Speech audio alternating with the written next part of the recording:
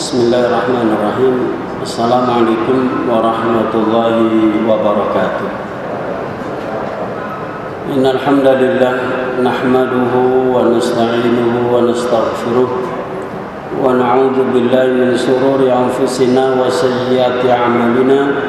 May yahdihillahu fala mudilla lahu wa may yudlilhu fala hadiya lahu.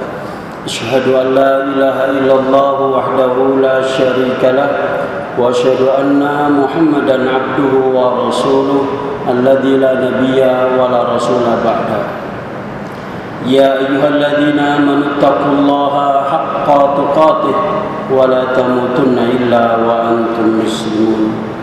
Wa qala Rasulullah sallallahu alaihi wasallam, inna ahsanal hadithi kitabullah wa khairal hadi hadi Muhammadin sallallahu alaihi wasallam wa syarrul umuri muhdatsatuha fa inna kulla muhdatsatin bid'ah wa kulla bid'atin dhalalah wa kulla dhalalatin finnar. Ma'asyiral muslimin rahimani wa rahimakumullah, usikum wa nafsi bi taqwallah faqad fazal muttaqun. Para jamaah pengajian dan jamaah salat maghrib Masjid Al-Falah Raya Darmo yang mudah-mudahan dirahmati oleh Allah, serta para pemirsa yang mengikuti siaran langsung ini baik dari IG maupun YouTube dengan live streaming. Mudah-mudahan kita semua oleh Allah Subhanahu wa taala dengan menyaksikan dan mengikuti pertemuan ini mendapatkan ridho, barokah dan ilmu yang bermanfaat. Amin ya rabbal alamin. Jamaah yang dirahmati oleh Allah, judul pertemuan kita atau pengajian kita pada malam hari ini adalah akhlak mulia, sunnah Nabi sallallahu alaihi wasallam yang paling utama. Mengapa judul ini saya ambil? Karena berangkat dari keprihatinan saya pribadi melihat perkembangan kaum muslimin khususnya di negeri kita. Satu dengan yang lainnya kadang tidak bertegur sapa, sampai diberi salam pun tidak menjawab, sampai kepada pertengkaran fisik, sampai kepada pembunuhan. Dan inilah yang menyebabkan kita tidak bersatu. Awalnya dari mana? Barangkali akidahnya sama dan jelas sama, ya. Sama-sama la ilaha illallah Muhammadur Rasulullah, Rabbnya sama, yaitu Allah Azza wa Jalla, nabinya sama, Nabi Muhammad sallallahu alaihi wasallam, kitab sucinya sama, yaitu Al-Qur'an. Namun kenapa kita satu sama lain perkembangannya semakin memprihatinkan, tidak menunjukkan akhlak mulia, bahkan mudah diadu domba antar pribadi dengan pribadi yang lain, jamaah pengajian dengan jamaah pengajian yang lain, ustadz satu dengan ustadz yang lain, ormas satu dengan ormas yang lain. Ada apa sebenarnya ini? Ternyata para jamaah setelah kita telusuri, bukan karena kita beda akidah, bukan karena kita berbeda dalam mengambil uswah, akan tetapi di dalam mengimplementasikan, mempraktekkan ajaran Islam, yaitu sunnah Rasulullah SAW yang paling utama, kita tidak menerapkan secara maksimal. Jamaah yang dimuliakan oleh Allah, apa itu sunnah Rasulullah yang paling utama? Dan Rasulullah SAW diutus untuk ini, yaitu akhlak yang mulia. Di dalam hadis yang diriwayatkan oleh Imam Al-Baihaqi, disahihkan oleh Syekh Albani dalam silsilah sahihah nomor 45, Rasulullah SAW bersabda, innama bu'istu liutammima makarimal akhlak. Sesungguhnya aku diutus oleh Allah, yaitu membawa satu misi, yaitu hanya untuk menyempurnakan akhlak yang mulia. Apa itu akhlak mulia para jamaah? Apakah tersenyum akhlak mulia? Iya, bisa iya juga bisa tidak. Apakah marah termasuk akhlak yang buruk, akhlak madhumah? Bisa iya, bisa tidak. Lalu apa ukurannya akhlak mulia itu? Mari kita bahas dulu definisi dari akhlak mulia itu apa. Dalam kitab Madarijus Salikin, yaitu yang ditulis oleh Ibnul Qayyim rahimahullah ta'ala di juz 2 halaman 318, badlul nada wa kafful ada wa ihtimalul ada. Akhlak mulia yaitu Anda berbuat baik kepada orang lain. Ini yang pertama. Memberikan kebaikan. Ukuran kebaikan adalah menurut syariat Allah Subhanahu wa ta'ala. Ya, bersedekah, tersenyum, membantu orang, ya, membantu orang yang didolimi, membantu orang yang kesusahan, memberi nasihat, ya, kemudian menjadi jalan orang itu dapat pekerjaan, atau bahkan memberi pekerjaan pada orang itu, dan seterusnya.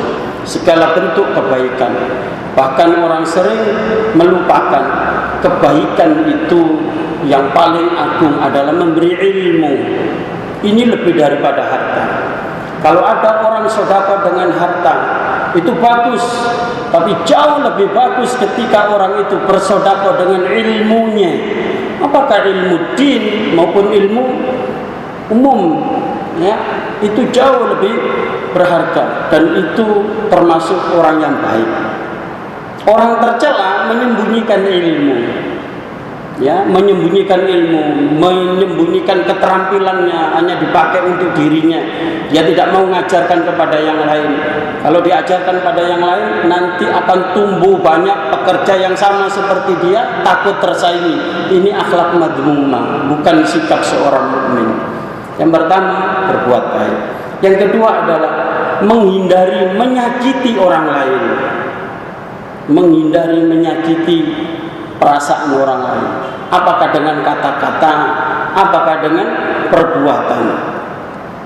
Orang lain, ya selain diri kita, apakah istri, anak, pembantu, ya, security, jamaah, teman, tetangga, dan seterusnya.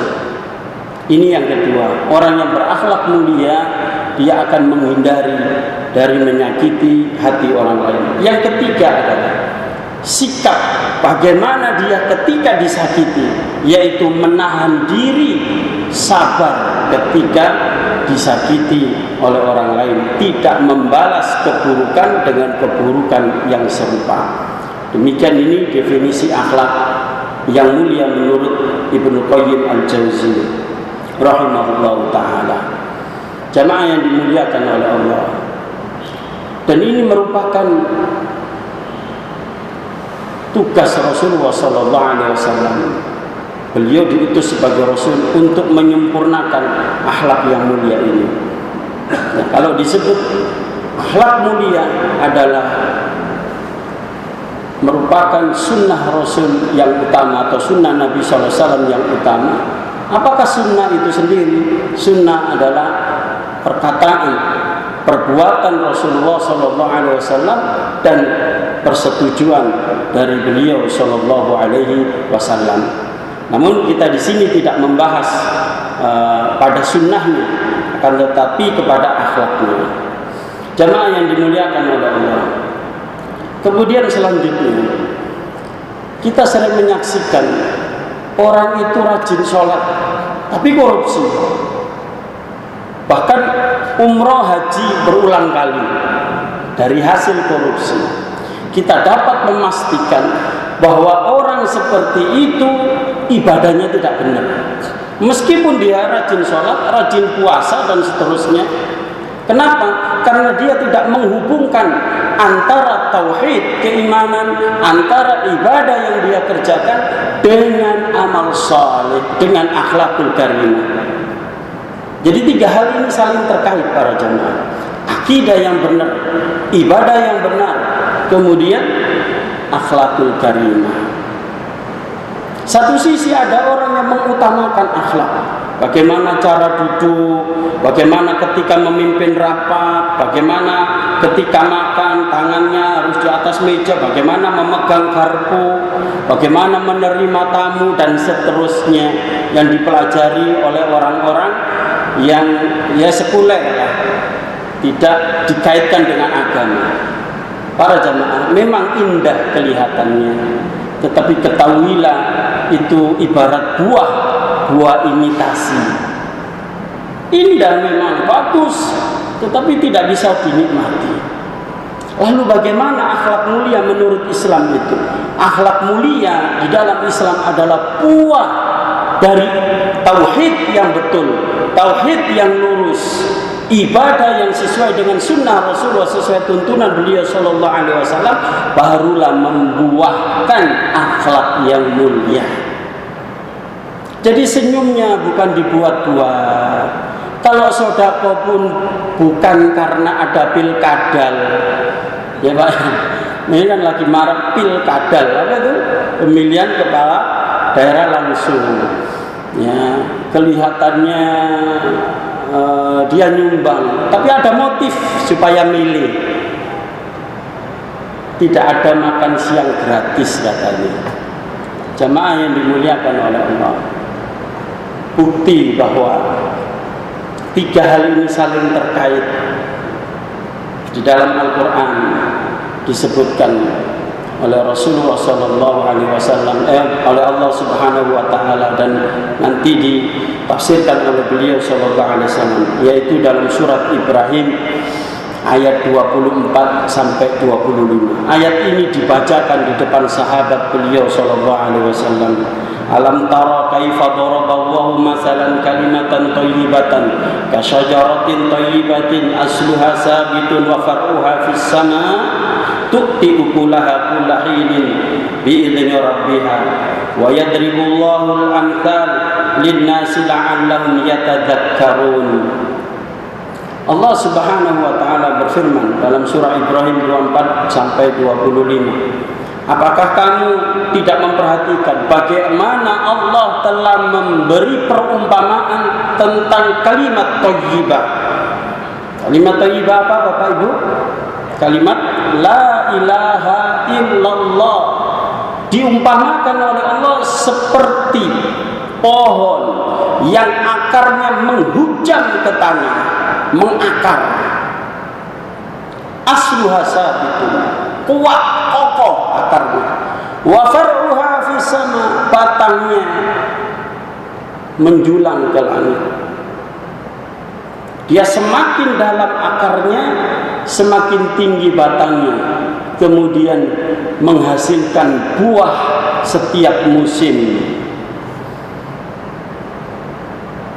Tu'ti ukulaha kullahin bi'idzni rabbiha, dengan izin Allah Subhanahu wa taala. Kata Allah, yang demikian ini kami beri perumpamaan. Mudah-mudahan orang ini menjadi, kita semua ini menjadi orang-orang yatadzakkarun, mau berzikir, mau mengingat. Jamaah yang dimuliakan oleh Allah, kira-kira tahu nggak ini pohon apa? Rasulullah bertanya kepada sahabat, pada sahabat-sahabat yang hadir di situ, termasuk ada sahabat anak muda umur 14 tahun kurang lebih, namanya Abdullah bin Umar bin Khattab. Ibnu Umar ini ketika mendengar pertanyaan dari Rasulullah SAW, adakah yang tahu di antara kalian ini pohon apa? Sahabat-sahabat pada diam. Ada juga yang menjawab, Allah wa rasuluhu a'lam, Allah dan Rasulnya yang lebih tahu. Ibnu Umar ini dalam hatinya, saya tahu itu jawabannya, tapi karena melihat banyak senior, nah ini adab para jemaah, ada bapaknya, ada Abu Bakar, ada sahabat-sahabat yang lain. Nah, setelah Rasulullah SAW menjawab dan pulang, kata Ibnu Umar, "Bah, saya tadi tahu jawabannya seperti jawaban Rasulullah, yaitu pohon kurma. Tapi saya sungkan mau jawab karena ada panjenengan, karena ada sahabat-sahabat yang lain." Kata Umar bin Khattab, "Kenapa kok tidak kau jawab? Saya lebih suka engkau menjawab daripada diam." Nah, ini para jemaah. Jadi pohon itu adalah pohon kurma. Ya, yang ketika ada angin, istilah orang Jawa itu menter, tidak mudah roboh. Dan dia ini berbuah. Buahnya buah kurma. Buah kurma ini buah yang diteliti oleh pakar, mengandung banyak vitamin dan banyak protein dan juga untuk kesehatan tubuh. Nah, disitulah pohon kurma ini mengandung banyak nutrisi untuk tubuh. Itulah perumpamaan orang beriman, orang Islam, yaitu tauhidnya kuat. Ya, dia tidak melakukan kesyirikan, dan itu adab kepada Allah, akhlak kepada Allah. Puncaknya adalah mentauhidkan Allah. Kemudian beribadah, terus terhubung kepada Allah Subhanahu wa taala. Semakin orang itu tauhidnya mendalam, dia semakin banyak ibadahnya kepada Allah, terus menjulang ke langit, kemudian membuahkan banyak buah, yaitu buah kurma. Buah kurma inilah akhlak yang mulia, jamaah yang dimuliakan oleh Allah. Dan Rasulullah SAW dalam hadis sahih, yaitu riwayat Tirmidzi nomor hadis 1162, beliau sallallahu alaihi wasallam bersabda, akmalul mu'minina imanan ahsanuhum khuluqa. Sesempurna-sempurnanya iman seseorang bukan dilihat dari banyak sholatnya, bukan dilihat dari banyak puasanya, banyak sedekahnya, tetapi dilihat dari sempurnanya akhlak, yaitu mempunyai akhlak yang mulia. Karena bisa jadi dia sholat tetapi korupsi, bisa jadi dia berbuat baik tapi pecandu narkoba, bisa jadi dia baik sama temannya tapi durhaka sama orang tuanya. Kalau dia sempurna akhlaknya, akhlak yang mulia, baik berakhlak kepada dirinya, kepada keluarganya, kepada temannya, tetangganya, apalagi kepada Allah dan Rasulnya, maka itulah orang yang sempurna imannya. Jemaah yang dimuliakan oleh Allah, dan berakhlak mulia ini adalah perintah Allah dan Rasulnya. Rasulullah SAW bersabda dalam hadis riwayat Tirmidzi nomor 1987, hadisnya hasan sahih. Beliau berpesan kepada Abu Dzar Al-Ghifari, dan tentu untuk kita semua. Hadis ini sering dibaca oleh khatib Jumat. Ittaqillaha haitsuma kunta. Bertakwalah kalian kepada Allah di mana saja kalian berada. Wa atbi'is sayyi'atal hasanata tamhuha. Dan ikutilah ketika kamu berbuat dosa, berbuat jelek, maka segera ikuti dengan perbuatan baik. Jangan sisan mesisan, ceng jebur bisa, jangan begitu. Ketika kita berbuat dosa, segera tobat, kemudian menebus dosa itu dengan amal soleh sebanyak-banyaknya.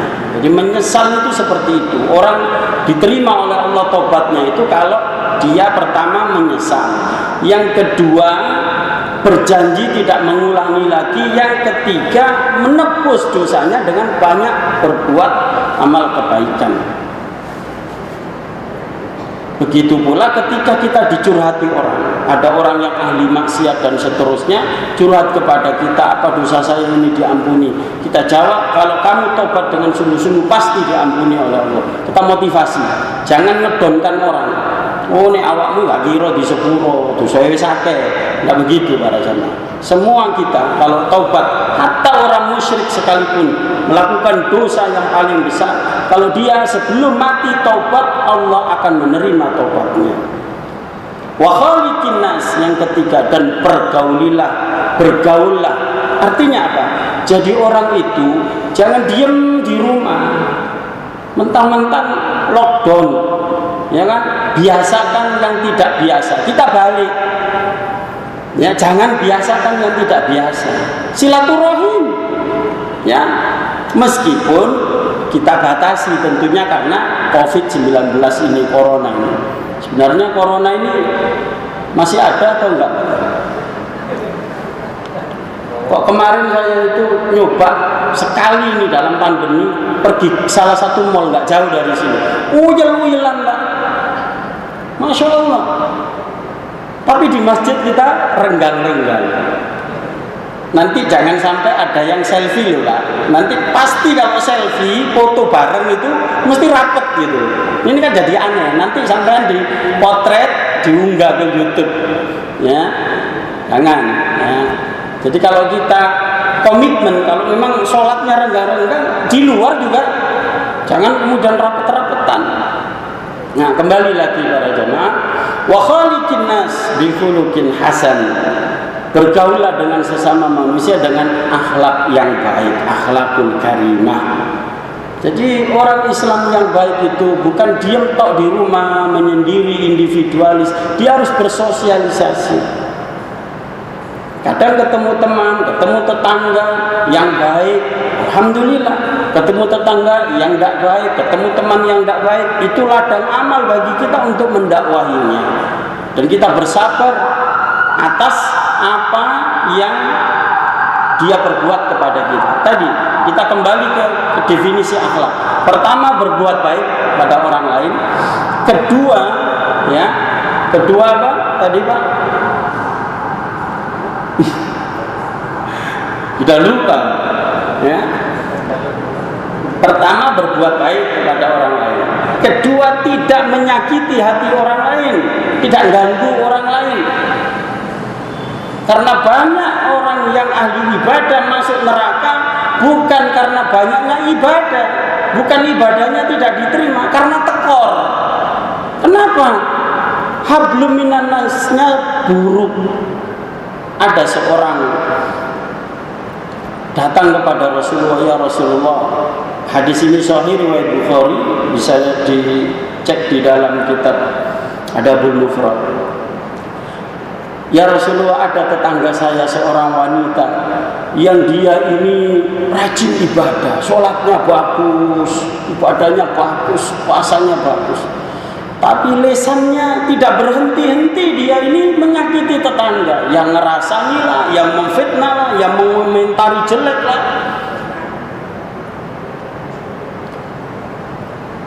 Bagaimana nasib dia di akhirat? Kata Rasulullah, hiya finnar, dia di neraka. Al-ibadah. Satu lagi ya Rasulullah, ada seorang wanita, dia ini ibadahnya ya biasa-biasa saja, standar. Tetapi dia menjaga lisannya, menjaga perbuatannya, tidak menyakiti orang lain. Dan dia juga bersedekah sesuai dengan kemampuannya. Dia di mana ya Rasulullah nasibnya? Dia di surga. Jamaah yang dimuliakan oleh Allah. Jadi akhlak interaksi kepada manusia, kalau kita tidak hati-hati, itu menjadi celah bagi Allah untuk menjerumuskan kita ke dalam neraka. Naudzubillah min dzalik. Maka kita diperintahkan oleh Rasulullah senantiasa berakhlakul karimah. Kemudian selanjutnya jamaah yang dimuliakan oleh Allah, pembagian akhlak. Orang akan fokus kepada akhlak itu baik pada orang, sehingga ada istilah begini, wong iku sing penting atine api, gak ganggu wong, masih gak sholat, gak sembahyang ya gak apa-apa. Banyak gak orang seperti itu? Wis pokoke la ilaha illallah mati mlebu surga. Apa seperti itu? Apa iya seperti itu? Jamaah yang dimuliakan oleh Allah. Kadang juga kebalik. Ada orang yang ibadahnya bagus, tapi lisannya sekali ngomong tajam, menyakiti orang, tidak mengukur perasaannya orang tersinggung. Nah biasanya yang seperti ini punya kekuasaan, mulai dari tingkat yang paling tinggi sampai tingkat yang paling rendah. Kadang maaf Pak, jadi RT saja, wow, sudah kayak ngalang-ngalai raja. Angel temonane begitu datang, ada apa? Wah, ya seolah-olah orang itu butuh sama dia. Nah, begitu para jemaah. Jadi orang berpotensi menyakiti orang itu kalau dia punya kekuasaan. Hatta suami kepada istri, orang tua kepada anak, majikan kepada pembantu dan seterusnya. Maka berhati-hatilah para jemaah. Jadi kembali lagi, akhlak ini kita bahas secara runtut. Cuma saya tidak memperdalam. Ya. Satu, akhlak kepada Allah. Orang yang berakhlak kepada Allah adalah taat kepada Allah dengan mentauhidkannya, yaitu beribadah kepada Allah dalam rangka untuk mentauhidkan Allah, bukan sekedar ibadah. Pokoknya sepenting sholat, sepenting poso, enggak. Banyak orang sholat tapi bukan dalam rangka mentauhidkan Allah. Sholat supaya rezekinya lancar. Sebenarnya itu bonus saja. Ya, rajin puasa supaya badannya tetap sehat. Sehat itu bonus, bukan tujuan. Yang kita cari dalam ibadah itu ridho Allah. Itulah mentauhidkan Allah Subhanahu wa ta'ala. Jadi berakhlak kepada Allah adalah taat kepada Allah dengan mentauhidkannya. Yang kedua yang kedua adalah akhlak kepada Rasulullah Sallallahu Alaihi Wasallam, yaitu ringkasnya adalah dengan mengikuti beliau Sallallahu Alaihi Wasallam. Karena beliaulah satu-satunya manusia yang ditunjuk oleh Allah Subhanahu Wa Taala untuk kita ikuti, untuk kita jadikan uswah, jadikan teladan, jadikan uswah hasanah. Bukan yang lain. Jadi jangan kemudian kita kagum kepada seseorang, ya guru atau ulama atau siapapun, lalu kemudian semua omongannya tidak kita salin. Nanti dulu manusia, terutama guru kita, ustadz, kiai, ulama, habaib, kita hormati. Tetapi bukan dalam rangka mentaati dia. Ingat, taat itu hanya kepada Allah dan Rasulullah Sallallahu Alaihi Wasallam. Mentaati Allah wajib mencontoh Rasulullah Sallallahu Alaihi Wasallam. Jadi kita kepada Rasulullah bagaimana? Tasdiqu fima akhbar, membenarkan informasi dari Rasulullah Sallallahu Alaihi Wasallam. Taatu fima amara, kalau diperintah kita taat. Wajtinabu fima naha anhu wa zajara, menjauhi apa saja yang dilarang oleh Rasulullah Sallallahu Alaihi Wasallam. La yu'badullah illa bima syara'a, beribadah kepada Allah menurut tuntunan beliau Sallallahu Alaihi Wasallam. Itulah tanda orang berakhlak kepada Rasulullah Sallallahu Alaihi Wasallam. Nah, ini jamaah. Kemudian selanjutnya akhlak kepada manusia, yaitu berbuat ihsan, yaitu tadi tiga hal ini, tidak mengganggu, kemudian sabar di dalam menyikapi mereka, kemudian akhlak kepada alam semesta, kepada binatang, kepada pohon, kepada sungai, sumber-sumber air, sumber-sumber tambang dan seterusnya. Bagaimana kita berakhlak kepada alam semesta? Yaitu kita berbuat ihsan dan tidak merusaknya. Karena Allah bisa murka, didatangkanlah banjir, datangkanlah gempa bumi. Itu bukan karena alam sudah bosan dengan kita, tapi karena Allah murka dengan kelakuan manusia yang tidak berbuat ihsan kepada alam semesta, justru merusaknya. Naudzubillah. Jadi semua itu berefek para jamaah. Nah sekarang yang perlu kita dalami adalah akhlak kepada manusia. Yang pertama, akhlak kepada diri kita sendiri.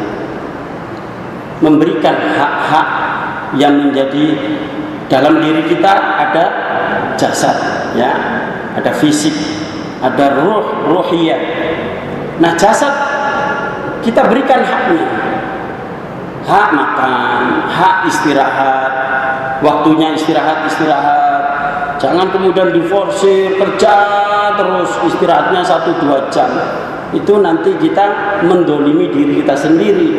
Dan jasad kita ini bukan milik kita, tapi milik Allah Subhanahu wa taala. Nanti yang punya kasih lampu kuning. Nah, kalau kita forsir kasih lampu kuning, apa Pak? Kasih sakit. Kasih sakit. Ada itu cerita TKW kerja di luar negeri. Nanti kontrak 2 tahun pulang, perpanjang lagi kontrak 2 tahun lagi, perpanjang sampai 10 tahun. Pulang-pulang maaf para jamaah kena sakit ginjal. Dalam seminggu dia harus cuci darah 2 kali. Sekali cuci darah tidak tahu berapa, 2 juta atau berapa. Jadi hartanya itu habis hasil dari kerja di luar negeri untuk apa? Ngopeni penyakitnya. Kalau dia kepingin menyambung hidup, ya harus dia jual aset-asetnya. Jangan sampai seperti itu. Kita kerja sewajarnya saja. Jangan ngoyo-ngoyo. Bukan berarti ngajari males, enggak. Bagi waktu. Waktunya istirahat, waktunya makan. Nah, begitu akhlak kepada badan kita. Akhlak kepada ruh kita. Karena dalam diri kita yang membuat kita sedih, gembira itu bukan jasad, tapi roh. Makanannya roh apa? Ilmu, terutama ulumuddin. Banyak orang memenuhi konsumsi fisiknya, badannya, tapi batinnya, rohnya meronta kelaparan, dibiarkan saja. Tidak pernah kasih makan. Makanannya itu ilmu. Ulumuddin. Datang ke pengajian seperti ini, Masya Allah. Apalagi yang ngaji setiap hari subuh maghrib. Nanti kalau ada tablek akbar ikut lagi, itu kenyang rohnya, Masya Allah. Kemudian makanan roh adalah apa? Ibadah kepada Allah. Setelah dapat ilmu, dipraktekkan, ya, ibadah kepada Allah Subhanahu wa ta'ala. Ini akhlak kepada diri sendiri. Kemudian selanjutnya akhlak suami istri. Jamaah yang dimuliakan oleh Allah, ini semua kita berlatih. Kita berkeluarga ini merupakan sunnah Rasulullah SAW. Bahkan Rasulullah melarang kita hidup membujang. Kenapa? Karena untuk menyempurnakan din, praktek din ini dengan menikah, dengan kita bersuami istri, berkeluarga. Disitulah praktek din, praktek agama kita diuji di situ. Kesabaran kita, tanggung jawab kita, ya, akhlak kita kepada istri, akhlak kita kepada suami yang ibu-ibu. Jamaah yang dimuliakan oleh Allah. Ada satu kisah, yaitu Abu Darda. Ketika dia memulai rumah tangganya, dia bilang kepada istrinya, "Wahai istriku, supaya rumah tangga kita ini harmonis, tidak ada cekcok dan lain sebagainya, ini rumusnya dan ini rahasia para jamaah. Ya, saya beberkan dari Abu Darda. Nah, ini jadi rahasia umum. Supaya rumah tangga ini tidak ada konflik atau tidak sering-sering lah paling tidak, nah, tidak sering terjadi konflik." Dia ngomong kepada istrinya, "Wahai istriku, kalau saya marah, kamu diem. Jangan ngomong sepatah kata pun. Kalau saya marah, namanya rumah tangga pasti ada emosi, betul nggak Pak? Masa rumah tangga nggak ada masalah? Ada. Kalau pas saya marah, meluapkan emosi, kamu diem, jangan komentar. Begitu pula kalau kamu marah, saya tak diem, tak dengerin. Kalau saya marah, kemudian kamu marah, atau kamu marah duluan lalu saya marah, maka bubarlah rumah tangga kita." Betul kan? Ada piring terbang, ya, suaminya marah-marah emosi, wajan dilempar sama istrinya, kiamat sughra itu namanya. Bubar rumah tangga kalau masing-masing tidak bisa jaga emosi. Dan maaf para jamaah, kita sebagai suami yang hadir di sini itu kalau istri marah-marah, ngomel-ngomel, dengerin, ya, yang sabar. Kenapa? Kalau sampean tidak sabar dengeri istri ngomel, itu curhatnya, cara curhatnya. Dia akan curhat kepada orang lain gimana? Coba. Kepada tetangga, kepada suaminya orang, kepada teman lama gimana? Karena wanita itu menurut penelitian dalam sehari harus mengeluarkan 20.000 kata. Kalau laki-laki hanya 7.000 kata, jadi sepertiganya saja. Maka jamaah yang dimuliakan oleh Allah, intinya apa? Saling menghormati di dalam rumah tangga. Seorang hakim yang adil namanya Suraih Al-Qadhi, dia berumah tangga 25 tahun. Dia ditanya oleh seseorang, wahai Suraih, kamu sudah berumah tangga, kamu terkenal hakim yang adil, apakah kamu beres dalam rumah tangga? Karena banyak orang di luar hebat, rumah tangganya berantakan. Oh, kalau saya demi Allah 25 tahun berumah tangga tidak ada cekcok dengan istri. Loh, kok bisa? Ketika malam pertama saya sholat 2 rakaat, dia juga sholat 2 rakaat. Begitu selesai sholat saya mau nyentuh dia, tunggu dulu, kata istri saya belum kenal kamu sebelumnya, dan kamu juga belum kenal karakter saya. Kemudian istrinya ceramah, ya, begini saja wahai suamiku, kalau kamu ingin harmonis dengan saya, coba kamu tulis apa yang menjadi keinginanmu, akan saya penuhi insya Allah. Dan apa yang tidak kamu suka, kamu tulis juga, supaya saya tidak mengerjakannya. Begitu pula saya sebagai istri, saya akan tulis yang saya suka dengan harapan kamu bisa memenuhinya. Dan saya tulis apa yang saya benci, yang tidak saya suka, dengan harapan kamu tidak akan melakukannya. Dikerjakan, hadirin, komitmen itu. Itulah rahasia sukses di dalam berumah tangga Suraih Al-Qadhi. Jamaah yang dimuliakan oleh Allah, begitu pula akhlak anak kepada orang tua. Seringkali beda faham, bahkan beda agama. Mus'ab bin Umair, seorang sahabat Rasulullah, anak muda, dia melihat ibunya itu kasihan, ya, masih mengikuti agama nenek moyang, dan si Mus'ab ini diancam oleh ibunya, kalau kamu wahai anakku tidak keluar dari agama Muhammad, saya akan mogok makan. Tiap hari diberi makan, tidak dimakan sampai beberapa hari.